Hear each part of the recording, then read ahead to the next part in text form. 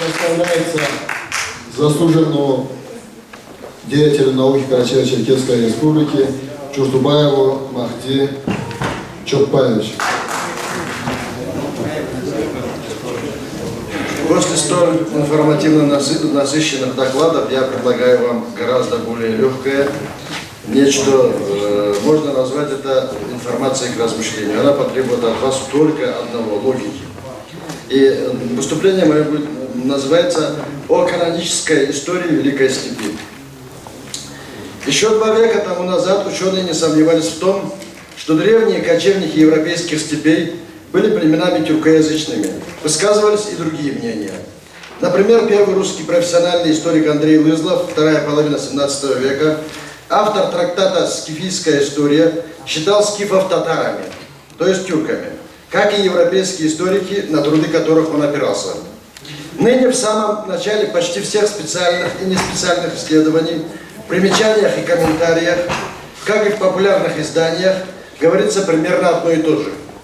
Всю Великую Степь от Туная до Алтая занимали в древности многочисленные ираноязычные кочевые племена, единственными прямыми потомками которых являются нынешние осетины. Но потом в этой истории начинается перечисление чудес. И самое главное чудо. Все эти ираноязычные племена вдруг и разом исчезают. По одной причине. Потому что из какой-то неведомой области Дальнего Востока начинается продолжавшийся, вдумайтесь в эту цифру, 10 веков исход тюркских племен в Европу. Неизвестно зачем. Вот как, например, видится история североиранских кочевников одному из видных представителей академической науки, археологу Владимиру Александровичу Кузнецову.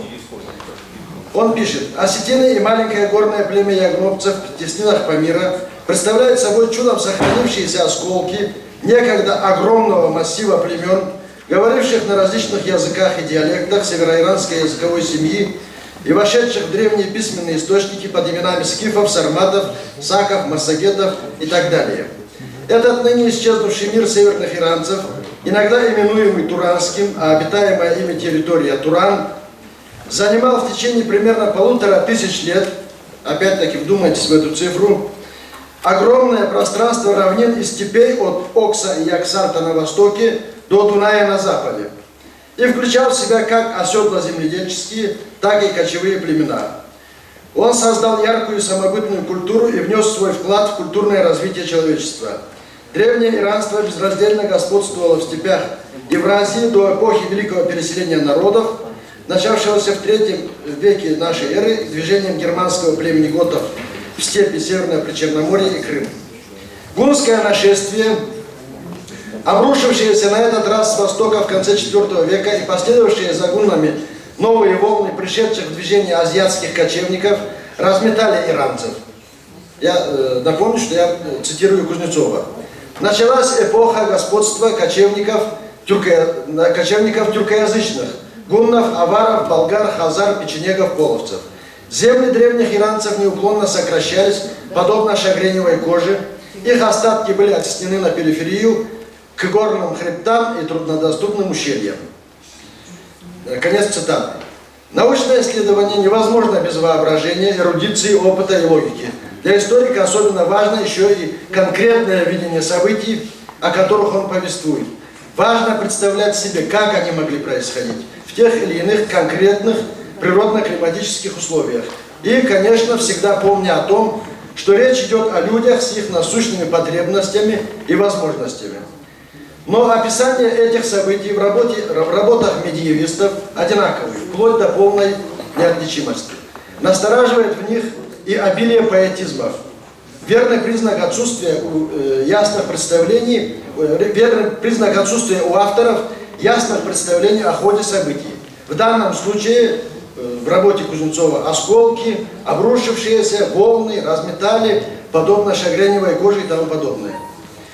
Из другой работы того же автора. В 372 году огромные орды азиатских тюркоязычных кочевников, гуннов, форсировали Волгу и вторглись в земли Алан. Разгромив Алан танаитов, присоединив их к себе по условиям мирного договора, в качестве подчиненных им союзников, разбив безготов, гунны двинулись на запад, вовлекая в это движение Алан, готов и другие племена и народы. Видите, как легко все легко и просто. Огромные орды, которых форсирование Волги и войны с Аланами и готами нисколько не утомили, зачем-то еще и двинулись на запад, прихватив с собой и покоренных. Или, как подразумевается, в неутолимой жажде грабежей и убийств. Другой цели у этих кочевников, если верить академической истории, не было.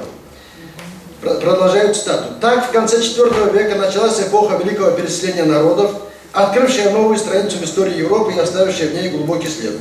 Одновременно кончилось время многовекового и безраздельного господства ираноязычных кочевников, киммерийцев, скифов, сарматов, алан в степях Северного Причерноморья. На смену им пришли бесчисленные тюркские племена и народы, хлынувшие из глубин Азии. Опять обратите внимание, сколько здесь поэтизма.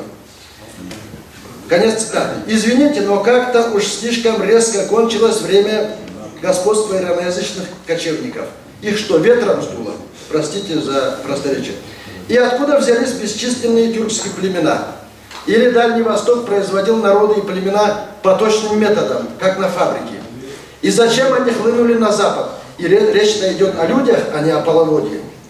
Предполагаемый историками тотальный процесс тюркизации многочисленных североиранских племен Северной Евразии, начавшийся после тотального же исхода тюрков с Дальнего Востока, почему-то не коснулся только одного из сарматских племен – аланов.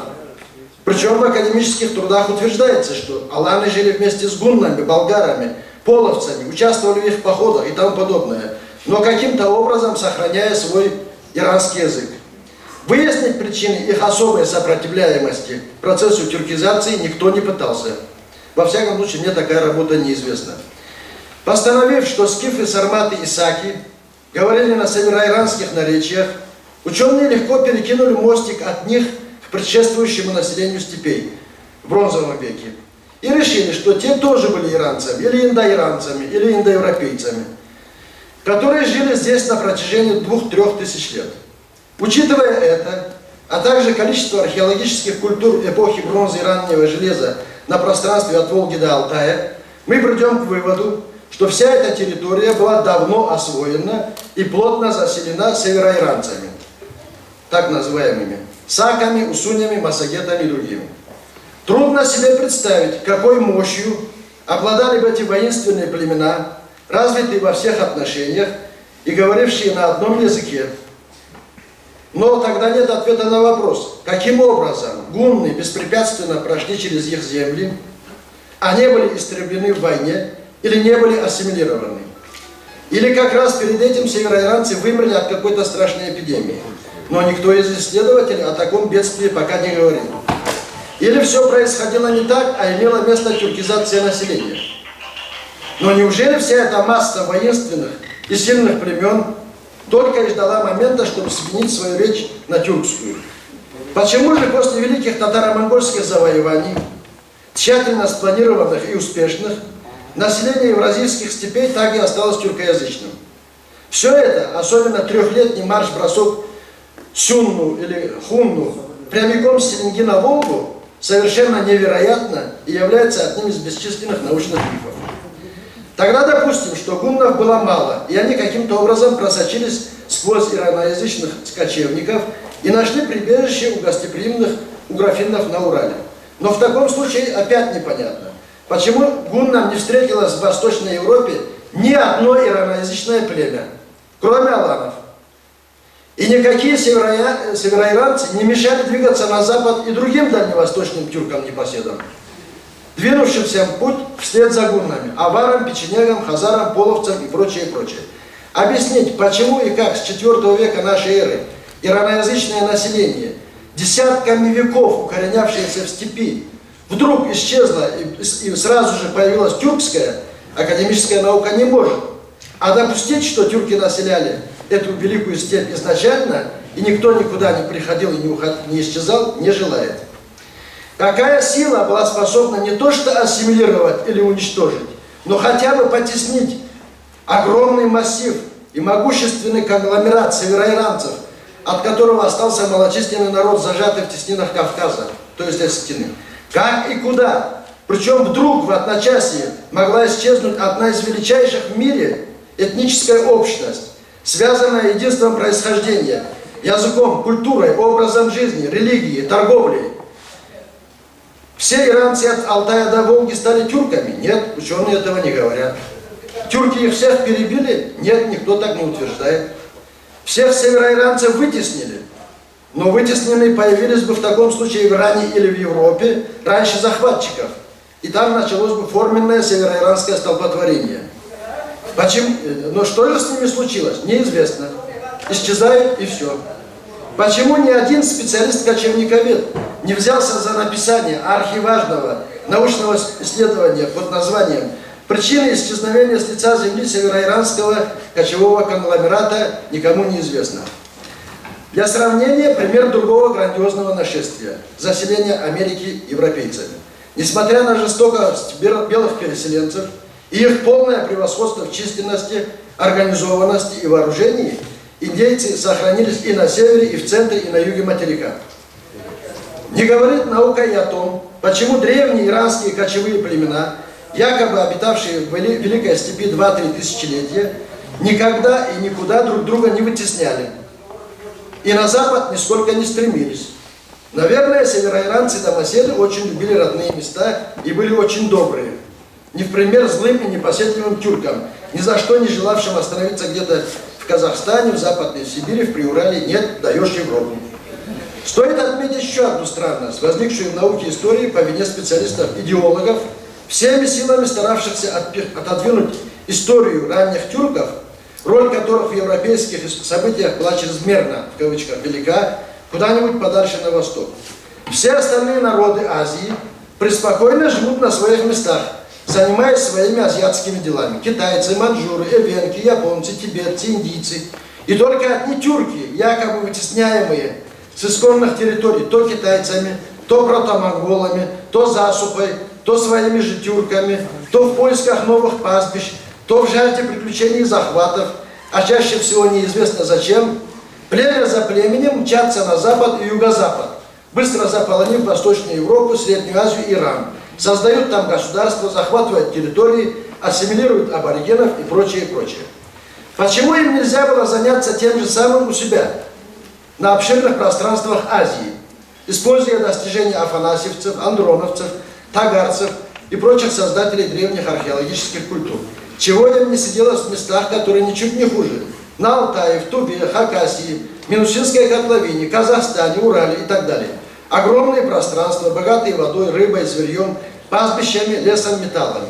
Какая неведомая сила влекла их в неведомую даль, заставляя преодолевать огромные трудности из просторной Азии в густонаселенную и гористую Европу, о которой они не могли иметь никакого понятия. Специалисты по кочевым культурам и лжеисториям могучих кочевых империй не хотят думать и о других вопросах. В бронзовом веке металлургией занималось множество племен Евразии, от Кавказа до Алтая. В более позднее время металлургией занимаются скифы и сарматы, древние тагарцы на Енисее, пазырыкцы на Алтае, создатели таштыкской культуры на Среднем Енисее, тасмолинцы в Казахстане, тюркюты и древние кыргызы. Откуда же взялись бесчисленные тюркские племена Восточной Европы, все эти гунны, авары, болгары, печенеги, половцы и прочие, ни об одном из которых наука не говорит, что они плавили железо или хотя бы медь. Что с ними случилось? Что отвратило их от столь нужного, полезного, необходимого дела? А если создатели всех перечисленных археологических культур Азии не имели к этим пришельцам-тюркам никакого отношения, то куда они вдруг провалились со всеми своими достижениями? Неужели гунны во время бегства на Урал перерезали всех их потомков? И где в таком случае жили предки этих тюрков в бронзовом и начале Железного века и чем занимались? Кто их снабжал оружием, орудиями труда и тому подобное? Историк может чего-то и о чем-то не знать в своей области. Или неверно истолковать те или иные данные. Гораздо хуже, если он и не желает знать и вдумываться. В учебниках истории, не только в России, но, вероятно, и во многих европейских странах, на протяжении многих лет создавался и успешно внедрялся в умы читателей негативный образ тюркских кочевых народов, в кавычках, жестоких завоевателей и разрушителей, ничего не созидавших и не имевших никакой оригинальной культуры. Конечно, говорилось и о тех разрушениях, грабежах и насилиях, которые творили и другие народы. Вместе с тем в учебниках повествовалось и о подвигах героев, и о достижениях культуры, ученых и мудрецах, поэтах и прочее. Но у тюркских народов, обитавших в Европе в средние века, если судить по книгам, в которых дети черпают первые представления об истории, не было не только поэтов или мудрецов, или героев, или государственных деятелей. Они представлены однородной массой, несущей в себе только энергию разрушения. Даже Великая Османская империя упоминалась в российских учебниках истории только в качестве агрессора и ни в каком ином. При чтении этих трудов, заканчиваем, при чтении этих трудов создается впечатление, что речь идет не о передвижении сообщества живых людей, а о каких-то стихийных бедствиях. Или о биомассах. Не народы, а стаи перелетных птиц. Или косяки рыб, идущие на нерест. Нет, хуже. Потому что у птиц и рыб есть цель, пусть и неосознаваемая. У тюркских племен, якобы набегавших волнами на восточноевропейские степи, даже этого не было. Просто шли и шли. Или цель у них была, но никому неизвестная. Или говорят, что в поисках лучших пастбищ, причем обязательно в Европе. Придется, прошу прощения, сокращать.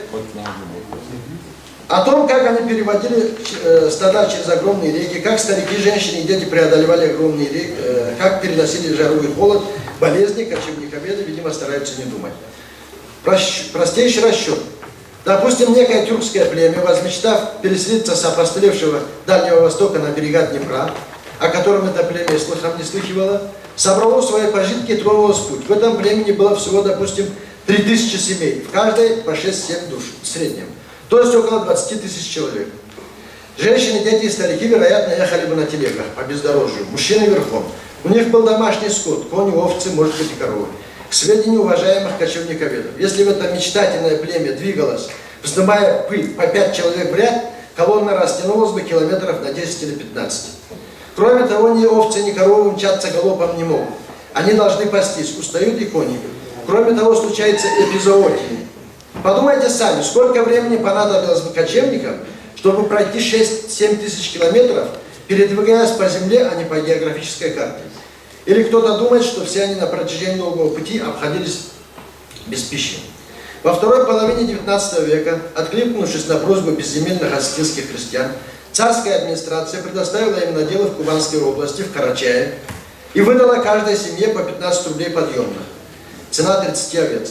К концу августа 1870 года 149 семейств собрались в селении Ардон, чтобы вместе отправиться в путь. Им предстояло проехать по равнине от силы километров 500. Таким было начало трудного пути в Лабу, как пишет остинский автор Берозов, по свидетельству участника этих событий Гагиева. Люди брали с собой домашний скот, погружали в арбы, запряженные быками, сзади привязывали корову, козы и овец спинали рядом. Дорога шла через Дегорье, оттуда по дорогам Карачаева-Черкесии. Принимая во внимание транспорт, которым располагали стены для переезда и тогдашнее состояние дорог, легко можно себе представить, с какими неимоверными трудностями сталкивались люди в пути. Особенно уставали дети и старики от изнурительной жары днем и холода ночью. А когда шли дожди, положение становилось еще более сложным. Не хватало еды и питья, приходилось делать частые остановки для привалов и ночлегов. На дорогу переселенцы потратили около 2 месяцев. Прибыли только в ноябре. Ну, придется пропускать. Так пишет Берозов. Это реальное описание реального события. Напомню, что остины-переселенцы двигались на запад в начале осени 1870 года. По благодатным равнинам Северного Кавказа, где корма для скота была в изобилии, как и воды. Причем двигались по дорогам. Всего-то и делов проехать 500 километров в абсолютно мирных условиях, имея на руках еще и деньги, почти налегке. И было переселенцев, если считать по 5-6 человек в семье, не более 700 человек. Читатель может возразить, так то ж горцы, им трудно передвигаться и на 100 километров. А вот для кочевников, степняков, никакие расстояния помехой не были. Да. Все, тогда придется, к сожалению, сократить. Если можно, одну страницу зачитать. Полстраницы, хорошо. Одним словом, дальше я здесь привожу пример того, как калмыки попытались уйти с Волги обратно в Забайкалье. Большая часть их погибла в пути, хотя никто не может отказать калмыкам ни в мужестве, ни в знании степи. Половина погибла по пути с Волги до Забайкалья. Подумайте тогда сами, как эти 20 тюркских племен спокойно приходили. Одну секунду. Полагаю, что это достаточно, но многие авторы, наверное, еще долго будут красноречиво описывать ураганные нашествия гуннов, печенегов, половцев, татаро-монголов и прочих. Потому что все творцы академической истории, описывающие кочевников, страдают одним и тем же неискоренимым пороком романтиков. Им очень скучно вглядываться, вдумываться, представлять реальные условия, в которых жили те, о ком они сочиняют свои труды. Квинтэссенцию их представлений дают 4 строки, но не из работы ученого, а из стихотворения Павла Васильева. «Замолкни, вслушайся в топот табунный, по стертым дорогам, по травам сырым, в разорванных шкурах бездомные гунны степной саранчой пролетают на Рим». Я полагаю, что многие научные работы, описывающие этих кочевников, дают примерно такое же представление.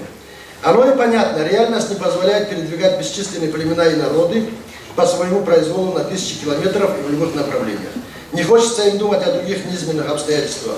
Бездорожье, грязи, безводье, дождях и морозах, когда людей мучает голод и жажда, могут вспыхнуть эпизоотии или заболеть дети, палить знойно, осаждают комары и мухи, могут напасть разбойники и прочее, и прочее. То ли дело хлынули, обрушились, словно несомые ураганом, набегали волнами и тому подобное. Одним словом, романтика дальних дорог и ветер странствий.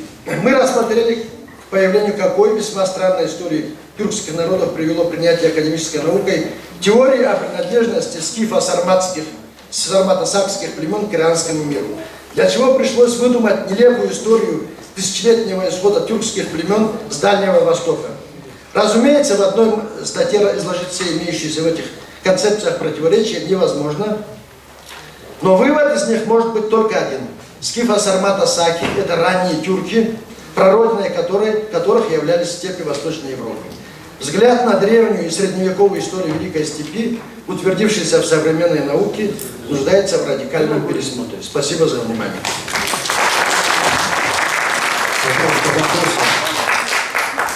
Вопросы, не комментарии.